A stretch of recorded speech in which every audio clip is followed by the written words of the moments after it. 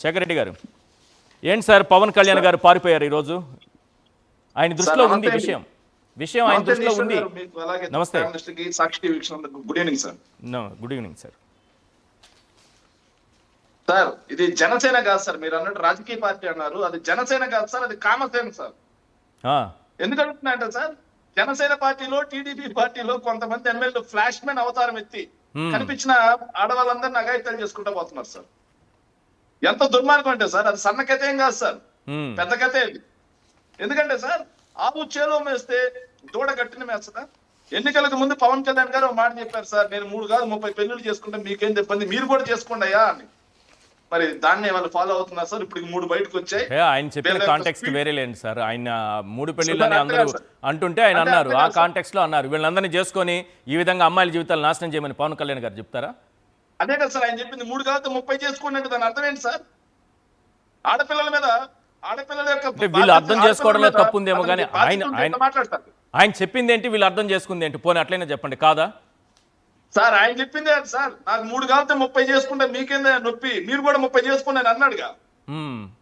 దాని అర్థం ఏంటి సార్ అదే కదా ఇది కూడా అంటే ఆయన చెప్పిన మాటల్ని ఆదర్శంగా తీసుకొని నియోజకవర్గంలో మహిళల పట్ల ఇంత నీచంగా ప్రవర్తిస్తారా ఎస్ 100% సార్ ఇప్పటికి 3 బయటకు వచ్చాయి సార్ జనసేనలో వీళ్ళ స్పీడ్ చూస్తా ఉంటే 3 పక్కన సున్నా పెట్టడానికి పెద్ద టైం కూడా ఎక్కువ తీసుకునేదట్టు లేదు సార్ సార్ ఎంత దుర్మార్గం అంటే సార్ ఇది నిజంగా నాకు ఎంత దుర్మార్గం అనిపిస్తుంటే ఒక మహిళా ప్రభుత్వ ఉద్యోగిని ప్రలోభ పెట్టి భయపెట్టి బెదిరించి అత్యాచారం చేసి ఆవిడ జీవితాన్ని నాశనం చేసి కూడా తిరిగి ఎదురుదాడి చేస్తూ ఉంటారు సార్ దుర్మార్గులు నిజమైన కీచకులు అంటే వీళ్ళే సార్ చంద్రబాబు దగ్గరికి వెళ్తే నో యూస్ అదేవిధంగా తిరుపతి ఎస్పీ దగ్గరికి వెళ్తే నో యూస్ పవన్ కళ్యాణ్ గారి యొక్క ఓఎస్టీ దగ్గరికి వెళ్తే నో యూస్ తిరిగి ఆ అమ్మాయి మీదనే దుష్ప్రచారం చేసేటువంటి దుర్మార్గమైన సంస్కృతికి ఈ ప్రభుత్వం వచ్చిందంటే ఇంకేమనాలి సార్ ఆయన ఎమ్మెల్యే నాకు తెలుసు సార్ ఆయన ఎమ్మెల్యే 500 రోజులు ఏంటో సార్ ఆ అమ్మాయి వీణా గారు మాట్లాడే మాటల్లో చూస్తా ఉంటే 500 వీడియోలు ఉన్నాయంట సార్ అంటే ఇతను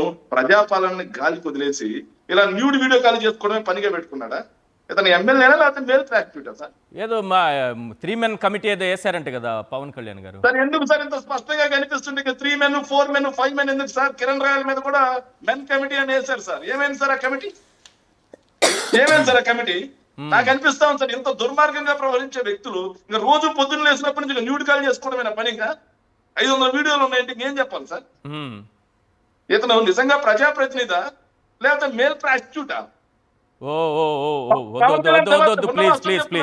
ఆయన ఎమ్మెల్యే సార్ ఆయన ఎమ్మెల్యే సార్ సార్ ఎమ్మెల్యే దుర్మార్గమైన పని ఎందుకు చేస్తారు ఎమ్మెల్యేనా ఎమ్మెల్యే పెట్టిన పేడా సార్ ఎమ్మెల్యే తన యొక్క కాన్స్టిట్యున్సీలో ఉన్నటువంటి మహిళలందరికీ తండ్రిలాగా అన్నలాగా దగ్గర చూసుకోవాల్సినటువంటి వ్యక్తి ఇది కరెక్ట్ పాయింట్ ఇట్లా ఒక మహిళల్ని ప్రలోభ పెట్టి అట్లా వీడియో స్నానం చేసేటప్పుడు వీడియో కాల్ బట్టలు వేసుకునేటప్పుడు వీడియో కాల్ పొలు తుడుచుకునేటప్పుడు వీడియో కాల్ ఫోటో తీసుకునేటప్పుడు వీడియో కాల్ ఏం సార్ ఆ వీడియో కల్పించి ఇంత దుర్మార్గంగా ఎట్లా మాట్లాడతారు సార్ సార్ ఈ ఎమ్మెల్యేలేమో కనిపించిన ఆడవాళ్ళందరినీ అఘాయిత్యాలు చేసుకుంటా పోతా ఉంటే ఆ పార్టీలో కొందరు అధికార ప్రతినిధులు లోకల్ లీడర్లు ఆ ఎదురు తిరిగిన వాళ్ళకి సెటిల్మెంట్ చేయడానికి బ్రోకర్ అవతారం ఎత్తారు సార్ ఇప్పుడు చెప్పండి ఇది రాజకీయ పార్టీ లేకపోతే బ్రోకర్ పార్టీ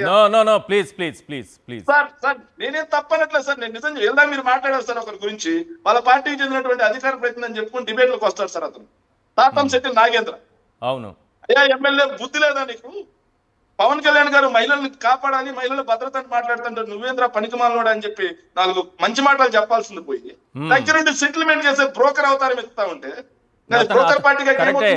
కరెక్టే మీరు మాట్లాడింది కరెక్టే నేను కాదన్నా కానీ అతను ఆ అమ్మాయితో ఒక రకంగా మాట్లాడాడు మొత్తం అరవ శ్రీధర్ క్యారెక్టర్ మొత్తం ఉతికారేసి బట్టలు లేకుండా విప్పెట్టాడు నిజం చెప్పాలి మళ్ళీ ఇప్పుడు అతనికి సపోర్ట్ చేస్తున్నాడు సార్ ఇంకో విషయం చెప్తాను సార్ కోటా వినూత విషయంలో బ్రోకరేజం కొంతమంది చేశారు కిరణ్ రాయల్ విషయంలో బ్రోకరేజం చేశారు ఈ రోజు అరవ శ్రీధర్ విషయంలో బ్రోకరేజం చేశారు ఇలా వాళ్ళు తప్పులు చేసుకుంటా పోతుంటే వాళ్ళ లోకల్ లీడర్లు అధికార ప్రతినిధులు అదేవిధంగా స్టేట్ సెక్రటరీలు బ్రోకరేజం చేసుకుంటా పోతా ఉంటే ఇంక నేనేమనాలి సార్ వాళ్ళని బ్రోకర్ పార్టీ అనక వద్దండి ప్లీజ్ ఇంకేమనాలి సార్ వాళ్ళని సార్ ఇంకో విషయం కూడా చెప్తున్నాను సార్ నేను మళ్ళీ బాగా గమనించాను సార్ ఈ కోట్లాది మంది హిందువులకు అత్యంత పరమ పవిత్రమైనటువంటి వెంకటేశ్వర స్వామి యొక్క లడ్డూ ప్రసాదం గురించి తప్పుగా మాట్లాడినటువంటి వ్యక్తి ఫక్తు నాస్తికుడైనటువంటి వ్యక్తి సనాతని అవతారం ఎత్తి తిరుమల తిరుపతి వెంకటేశ్వర స్వామి పాదాల చెంత ఎప్పుడైతే ఆధ్యాత్మిక విధ్వంసం చేశాడో ఆ రోజే జనసేన పార్టీకి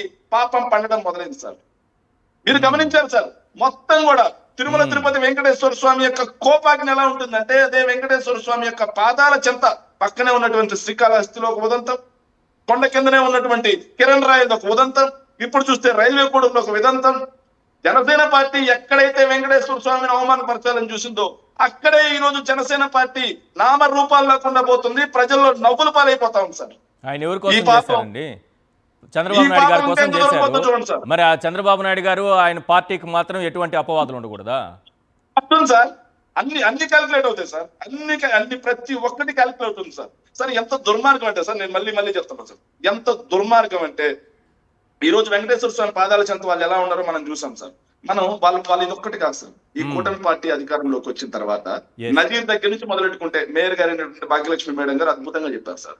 నజీర్ గారి దగ్గర నుంచి మొదలు పెట్టుకుంటే ప్రతి ఒక్కరు ప్రభుత్వ ఉద్యోగుల్నే టార్గెట్ చేస్తా ఉన్నారు సార్. ఎక్కువగా ఎందుకు? ప్రభుత్వ ఉద్యోగుల్ని, వాళ్ళ పార్టీలో ఉండే మహిళల్ని, Correct. అంటే రాజకీయాల్లోకి మహిళలు వస్తే ఆ పార్టీలో మహిళల్ని శారీరకంగా లోపరుచుకోవాలి. అదే విధంగా ప్రభుత్వ ఉద్యోగులు మంచి పోస్టింగ్ లో ఉండాలంటే వీళ్ళకి శారీరకంగా లొంగిపోవాలి. ఏంటి సార్ ఇది కాదా నిజమైన కీచకులు అంటే? వీళ్ళు కాదా?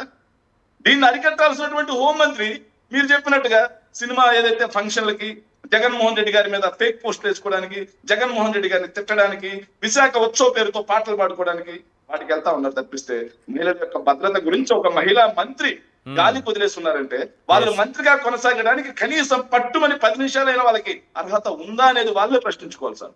ఇక చివరిగా సార్, గంట అరగంట అని చెప్పి ఎన్నికలకు ముందు పవన్ కళ్యాణ్ చాలా విషయాలు మాట్లాడతారు. ఎందుకు? అక్కడ మన మేడం ఎక్కడ కూడా బాధితులు మాట్లాడారు లేరు కదా. సార్. మేడం గారు ఇప్పుడు విజువల్ ఎక్కడ వేస్తున్నారు కదా. ఒక్క బాధితురాలు లేరు మేడం సార్. గారు కూడా బాగా తిట్టారు. సార్ గంట అరగంట అని చెప్పి పవన్ కళ్యాణ్ గారు నీచంగా మాట్లాడారు సార్ రాజకీయాల కోసం. ఎక్కడా కూడా ఒక్క బాధితురాలు బయటకు రాలేదు సార్. కానీ ఈ రోజు అమ్మాయిలు బయటకు వచ్చి మీ కూటమి యొక్క కీచకుల యొక్క అరాచకాలకి బలైపోయిన ఆడపిల్లలు బయటకు వచ్చి ఈ రోజు గొల్లుమంటుంటే, బోరుమని విలపిస్తుంటే Yes. మీరు పట్టించుకోకపోగా ప్రశ్నిస్తా అని చెప్పి పార్టీ పెట్టిన అతను ఈ రోజు జర్నలిస్ట్ సోదరులు అడిగిన ప్రశ్నకి తుర్రుమని పారిపోయాడంటే అది Yes. అతని యొక్క నిజమైన మగతనం సార్. రైట్. సార్ మీకు ఒక వీడియో వినిపించాలి సార్. పవన్ కళ్యాణ్ అనే ఒక వ్యక్తి సమాజానికి ఎంత ప్రమాదం అనడానికి ఒక వీడియో ఉంది సార్. అంటే ఆయన మగతనం అధికారంలోకి వచ్చిన తర్వాత చూపిస్తామంటే సంక్షేమం చేస్తాడు, ఇచ్చిన హామీలన్నీ నెరవేరుస్తాడు, నిరుద్యోగులకు ఉద్యోగాలు ఇస్తాడు, లేకపోతే నిరుద్యోగ వృత్తి ఇస్తాడు, యువత మొత్తాన్ని మంచిగా చదివిస్తాడు, స్త్రీలకి బెత్తం దెబ్బలు కొడతాడు, స్త్రీల జోలికి వస్తే గుడ్లు పీకేస్తాడు. అట్టాడి మగతనం అనుకున్నారు సార్ అందరూ. తీరా చూస్తే వాళ్ళ దృష్టిలో మగతనం అంటే ఇదంట సార్. నో, ఏంటండి ఇది వాళ్ళ దృష్టిలో. మరి లేకపోతే నిజమైన మగతనం పవన్ కళ్యాణ్ గారిని చూపిమనండి సార్. ఆడపిల్లల జోలికి వచ్చినటువంటి అరవ శ్రీధర్ లాంటి కీచకుల్ని కరెక్ట్. ఈ రోజు బట్టలు ఇప్పించి, ఇప్పుడు వీళ్ళకి 3rd డిగ్రీ ఇప్పించి వీళ్ళని కదా రోడ్డు మీద నడిపించాల్సింది. ఫ్లెక్సీ కట్టిన పాపానికి రోడ్డు మీద. ఎస్ సార్ కోడిని బలిస్తే కేసు, మేకను బలిస్తే కేసు, కానీ Right. మనిషిని బలిస్తే కేసు లేదు. రైట్. ఫ్లెక్సీ కడితే కేసు, జగన్మోహన్ రెడ్డి గారి పాట పెడితే కేసు, కానీ ఆడపిల్లల జీవితాలు జీవితాలు నాశనం చిదిమేస్తే చేస్తే కేసు లేదు. అద్భుతంగా చెప్పారు. చిదిమేస్తే కేసు లేదు. ఎస్ వీళ్ళని కదా నిజంగా Right. 3rd డిగ్రీ ఇప్పించి నడిపించాల్సింది వీళ్ళని కదా. డీజీపీ గారు ఇప్పుడు సమాధానం చెప్పాలి. రైట్. డీజీపీ గారు దయచేసి మీకు పెట్రోలింగ్ వెహికల్స్ లేకపోతే మీరు ఒక స్టేట్మెంట్ ఇవ్వండి. వైఎస్ఆర్ కాంగ్రెస్ పార్టీ అధికార ప్రతినిధిగా నేను మా పార్టీని రిక్వెస్ట్ చేసుకొని మా పార్టీ కార్యకర్తల అందరి దగ్గర నుంచి చందాలు వేసుకునైనా సరే మీకు పెట్రోలింగ్ వెహికల్స్ కొనిస్తాం, ముందు ఇలా నడిపించండి. మీరు బాగా చెప్పారు. పోలించింగ్ మీద రాష్ట్ర Correct, ప్రజలందరికీ ఒక రకమైనటువంటి గౌరవం రైట్. కలుగుతుంది. రైట్. మేము Right. కూడా మీకు సాల్యూట్ చేస్తాం. ఎస్ అలా గుడ్. కాకుండా రెడ్ బుక్ రాజ్యాంగాన్ని ఫాలో గుడ్. అవుతూ స్పందించాలి. వైఎస్ఆర్ కాంగ్రెస్ పార్టీ వాళ్ళ మీద అక్రమ కేసులు, డీజీపీ గారు ఇలాంటి వాళ్ళు స్పందించాలి, కీచకులు హోంమంత్రి ఎంతమంది గారు తయారైనా స్పందించాలి, సరే పవన్ వీళ్ళని కళ్యాణ్ గారు వదిలేసుకుంటూ స్పందించాలి, పోతామంటే చంద్రబాబు నాయుడు గారు స్పందించాలి.